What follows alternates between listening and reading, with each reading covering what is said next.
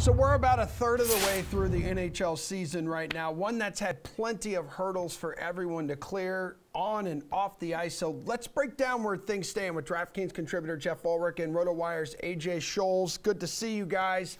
The standings are tight in not just one conference, but both of them, with really no one separating themselves from the pack. Geoff, who's the best team in the Eastern Conference?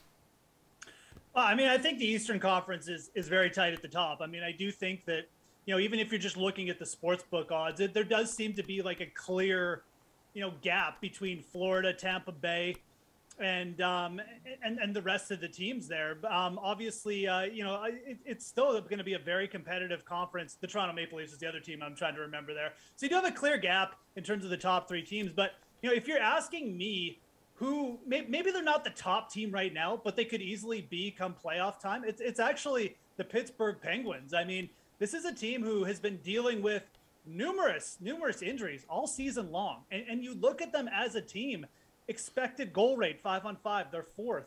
Scoring chances allowed, they're above average. Special teams, very good. And guess what? They're getting guys like Evgeny Malkin back. Brian Rust hasn't been in the lineup. They've been injured all year. If this team ever gets to full throttle, I think that's where you're finding the best value right now.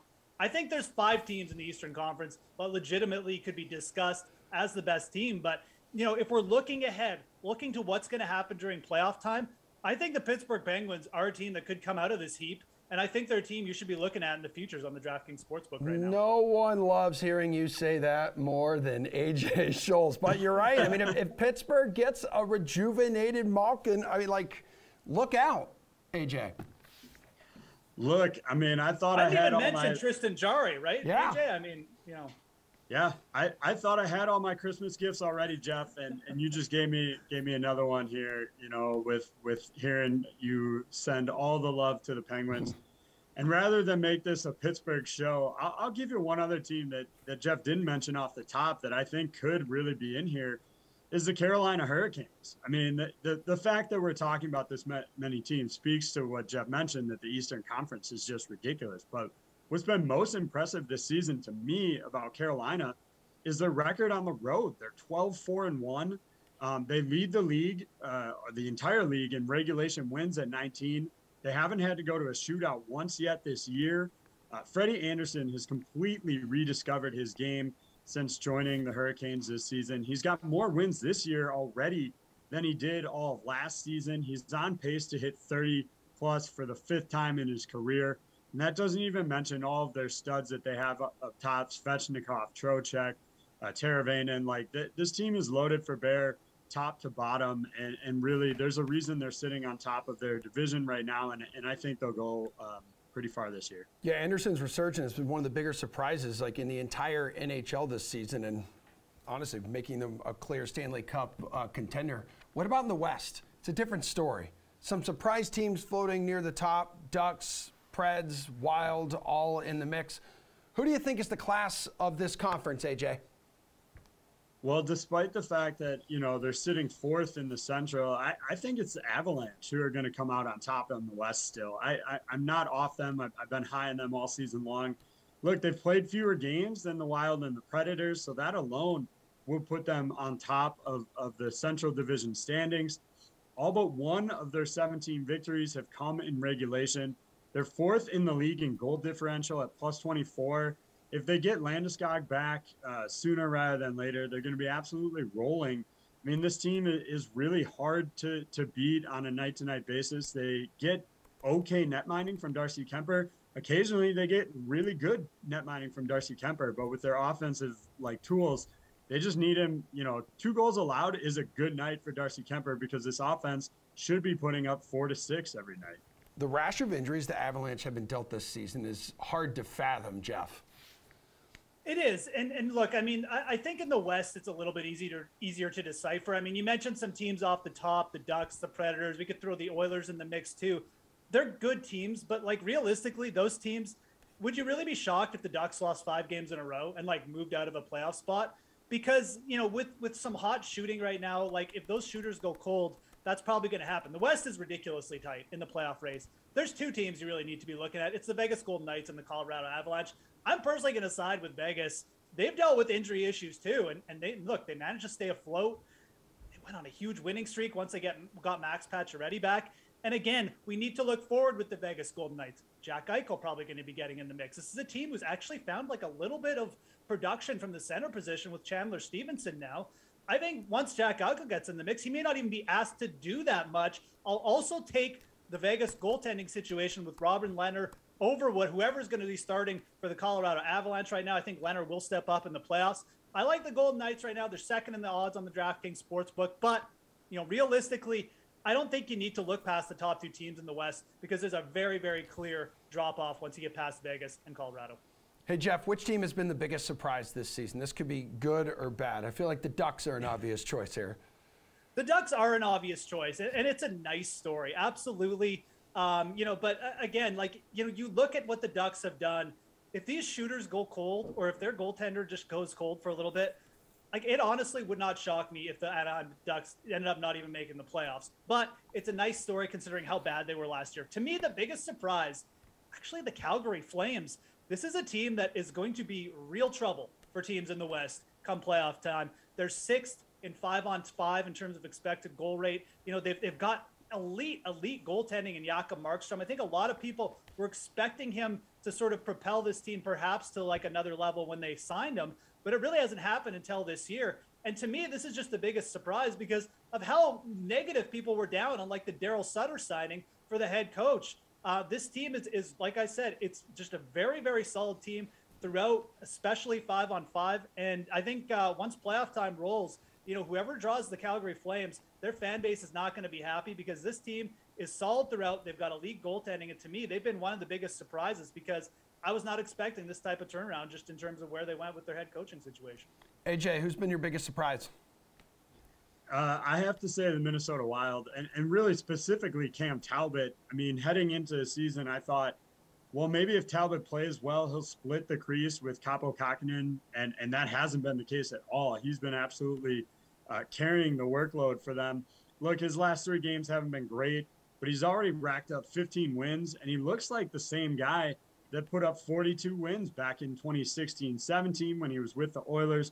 Now, he's not going to play 70 games. That's just not going to happen. But he is on pace to get into 62 of them this year. And I figure that'll be pretty close to the league high. The NHL is moving away from guys playing 65, 70 games a season. Most of the time, you're seeing closer to 55. So he could really be pushing that league high. And I also would say I expected their offense to continue to improve behind Kirill Kaprizov.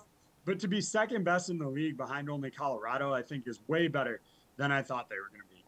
All right, let's focus on some individual players now and how you're feeling about some of the season awards. So Hart, Norris, Vezina, maybe is there a guy in there who you think has taken over as the favorite for one of these honors already, AJ?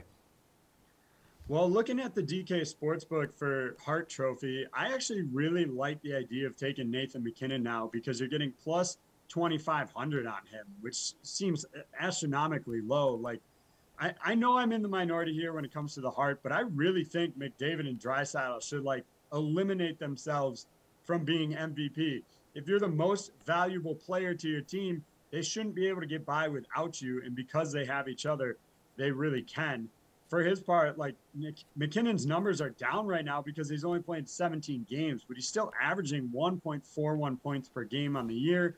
I would expect him to skyrocket off the charts in the coming days here. So at plus 2,500, that's great value for a spot. I'm also really high on Adam Fox in the Norris to win again at plus 425. He's the favorite for a reason. I think he'll continue to be. The Rangers are going to be a much better team this year, and a lot of it comes down to him on the blue line here. So I like sticking with Fox as a back-to-back Norris Trophy winner. Geoff, who's a guy you like who you believe is leading one of these awards races?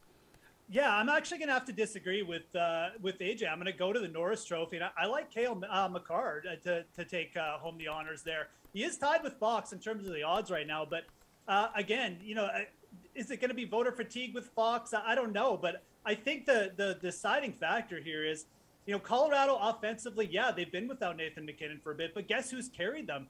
It has been Cale Makar. He's got such a big lead right now in terms of goal scoring, and he's just been such a prolific goal scorer on the back end. I think that's going to tip the scales in his balance at the end of the season. So, obviously these guys are both playing really well, and they're both co-favorites right now in the DraftKings Sportsbook. But I would lean to Makar here. Again, I just feel like that offensive production, we've seen it in the past, with certain players when they've had just these really, really spectacular offensive years, that tends to get them the tip. So I like going to Makar at the Norris Trophy. And I also, I do like what AJ said about the Rangers. I would look to the Vezina Trophy and Igor Shesterkin if you're going to go for a Rangers player, because they are better. And I think Shesterkin's going to get a lot of credit. I know he's missed some time, but man, has he ever been good when he's been around? And I think he's been carrying them, because the Rangers offense really hasn't been that great this year. I think they've been carried a lot by their goalie. All right, finally, gentlemen, it's never too early to talk about the champion here. About a third of the way through the season, who is looking like a team that could lift Lord Stanley's Cup in 2022, Geoff? To me, I mean, like I mentioned the Pittsburgh Penguins, and I do like them at plus 1,800. I think that when you're looking at the East, that's where you're getting value. I think that's a veteran team who's potentially got a really good chance of being full health come playoff time. I think they have the special teams and the goaltenders to get to the Stanley Cup Finals. But we're asking me who I think the best team is. The best team who's going to have a shot to win, it's the Vegas Golden Knights. Again, forward-looking. They're getting Jack Eichel. It's like, addition by no subtraction here. And you also have a situation with Robert Leonard where I think they're going to have an edge over Colorado in the net. I like Vegas at plus 800. I think they're the team who's going to take it home this year, if you're asking me right now. But I also like the value you're getting with the Pittsburgh Penguins out east. Sometimes it's easy to forget that an Eichel return debut is going to be arriving in the second half of the season. AJ, favorite right now? I'm going to stick with Carolina here. You get them really good at plus 1,600 on the DK Sportsbook. Great value there.